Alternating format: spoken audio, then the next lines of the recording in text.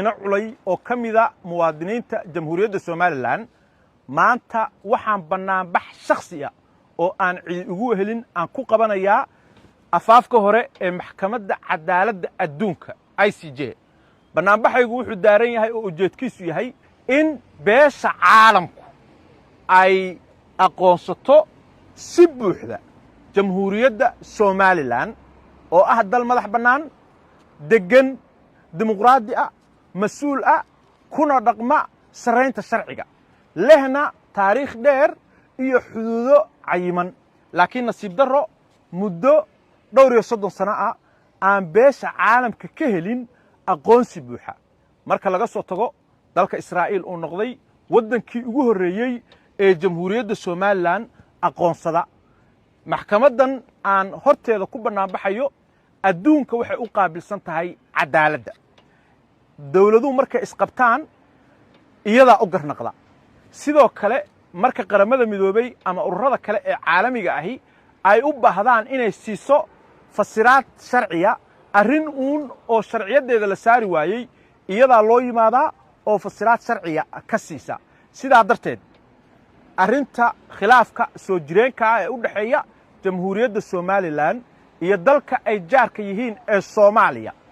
waxaan aaminsanahay in la gaaray xilligii maxkamadda tan qaramada midoobay ay ka garnaqi lahayd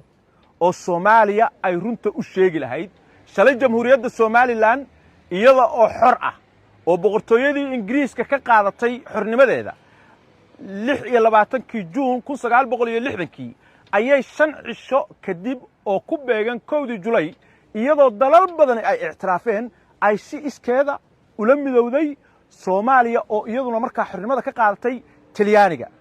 markii midowgaasi u shaqayn waayay 18 May 1991 shacabka jamhuuriyadda Soomaaliland waxay garowsadeen inay dib ula soo laabtaan xornimadoodii marka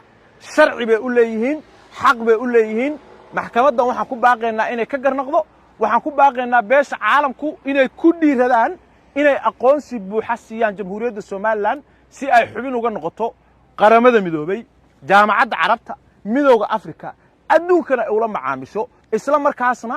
ay qayb uga noqoto xasilinta nabadgelyada gobolka istiraatiijiga ee geeska Afrika iyo gacanka cadmeed iyo badda cas oo maanta runtii ganacsiga adduunka muhiim u ah sidoo kale halka waxaan u taaganahay dawladayda iyo shacabkayga inaan u soo jeediyo inay indhaha u soo jeediyaan maxkamadda cadaaladda adduunka oo wadooyinka ay u marayaan ictiraafka la baadi goobayo ay ku darsadaan maxkamadda bacdama maxkamadda tan ay xaq u leedahay